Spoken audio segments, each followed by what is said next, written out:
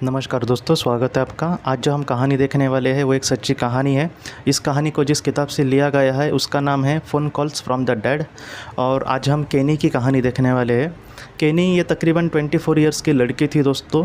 और वो ये कहते हैं कि वो नए नए जॉब पे लगी थी। उसका जो बॉस था उसकी वो असिस्टेंट के रूप में काम करती थी। तकरीबन उसको ज़्यादा भी दिन हुए नहीं थे, लेकिन उन दोनों का दोस्तों बहुत ही अच्छी दोस्ती बन गई थी। वो भी एक अच्छे से उसको ट्रीट करता था और ये दोनों का अपने जीवन में आगे जा रहे थे। उनका कुछ ये नहीं था दोस्तों, लेकिन वो एक दोस्त जैसे हेल्पफुल थे दोनों एक दूसरे के लिए। और उसका जो बॉस था उसका जीवन में अपने उसका कोई भी नहीं था, वो अकेले ही रहता था। तो इस वजह से कहीं ना कहीं वो केनी के साथ बहुत ही अच्छा उसको लगता था। अपने दिल की बातें, अपने प्रॉब्लम जैसे हम दूसरों के साथ शेयर करते हैं हमारे भरोसेमंद इंसान के साथ, वैसे वो करता था। दोनों ही अपने जीवन में खुश थे दोस्तों। लेकिन एक बार क्या हुआ कि केनी जो है वो ये कहती है कि उसका जो बॉस था वो कहीं ना कहीं गुमसुम सा रहता था। ऐसे लगता था कि जैसे वो बहुत कुछ सोच रहा है लेकिन बता नहीं रहा है। जो बता रहा है ऐसे लग रहा था कि उससे ज़्यादा वो छुपा रहा है। तो थोड़ा सा एक कुछ ऐसे आपने भी लोग देखे होंगे जो कितना भी उनसे साथ खुलकर हम बात करें फिर भी वो थोड़े से गुमसुम ऐसे रहते हैं। मैंने भी ऐसे देखे हैं कि उनको अगर बहुत ही अच्छे से उनको पूछा भी जाए कि कुछ टेंशन है तो बोलो वगैरह, फिर भी वो कहेंगे नहीं। ऐसे वो थोड़ा सा टाइप का था। बाद में क्या हुआ, केनी तकरीबन 9:30-10 बजे काम पे जाती थी। और एक दिन वो जब अपने काम पे गई तब वो कहते हैं कि 10-15 मिनट में ही उसका जो लैंडलाइन था ऑफिस का वो बज गया। और उसने जब फ़ोन उठाया तब उसका बॉस उस फ़ोन पे था। उसका बॉस कुछ अजब ही बात कर रहा था। और वो ये कहते कि जैसे वो बात कर रहा था ऐसे लग रहा था कि फ्रीक्वेंसी टाइप में उसका जो शब्द थे एकदम परफेक्टली उसको सुनाई नहीं दे रहे थे।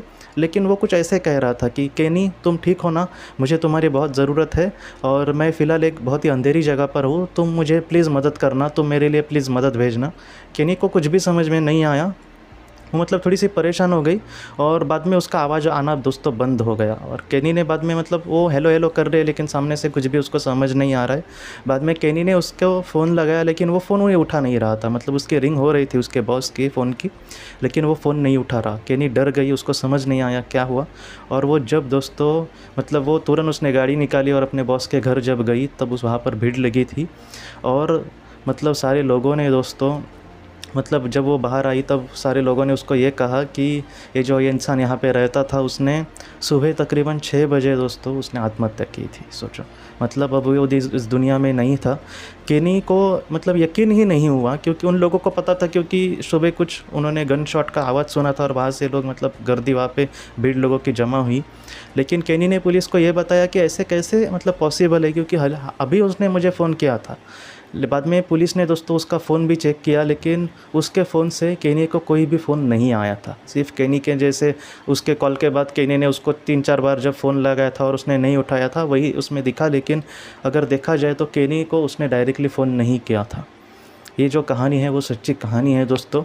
इसको हम किस तरीके से देखें, मैं आपको बोलता हूँ कि बहुत बार मैंने ये देखा है कि अगर कोई सुसाइड वगैरह करता है या फिर अगर किसी का सडन डेथ होती है, समझो एक्सीडेंट से वगैरह, तो हो सकता है कि आत्मलोक में आत्मलोक से कुछ जो सोल्स है वो आने के लिए थोड़ा सा देर हो जाए।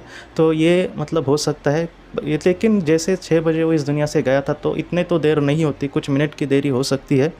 लेकिन बहुत बार ऐसे भी होता है जैसे कोई सोल है, मुझे लगता है कि एक लड़का था एरिक नाम का, उसके मैंने आपको कहानी बताई थी जिसने आत्महत्या की थी।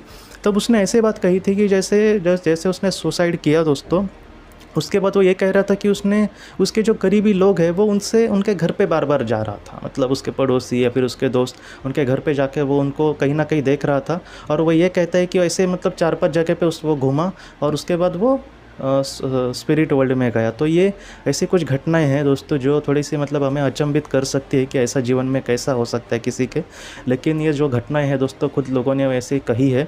हाँ, ये बहुत कम लोगों के साथ होती है, लेकिन फिर भी हम इसको नकार नहीं सकते कि ये झूठी है।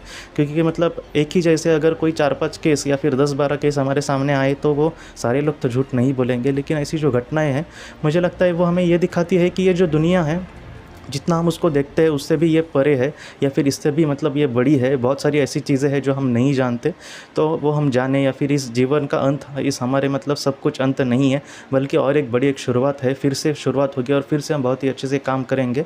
तो इस पॉजिटिव ऐसे विचार के साथ मैं आपसे विदा लेता हूँ आज की इस वीडियो को लेकर। अगर आपके कोई भी सवाल हो तो आप ज़रूर पूछें, जितना मुझसे होगा दोस्तों मैं ज़रूर आपको मतलब उसका जवाब देने की कोशिश करूँगा। हम अपनी अगली वीडियो में मिलते हैं। आप अपना अपने परिवार का ख्याल रखना। आपका बहुत बहुत धन्यवाद।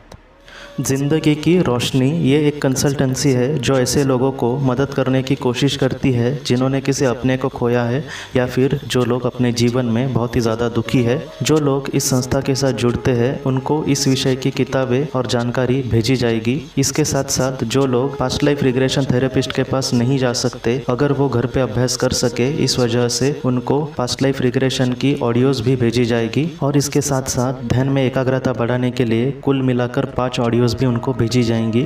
तो जो लोग इस संस्था के साथ जुड़ते हैं उनको यह सारी चीज़ें उनके ईमेल पर या फिर व्हाट्सएप पर भेजी जाएंगी। अगर आपको इस संस्था के साथ जुड़ना है तो कृपया इस नंबर पे व्हाट्सएप करें।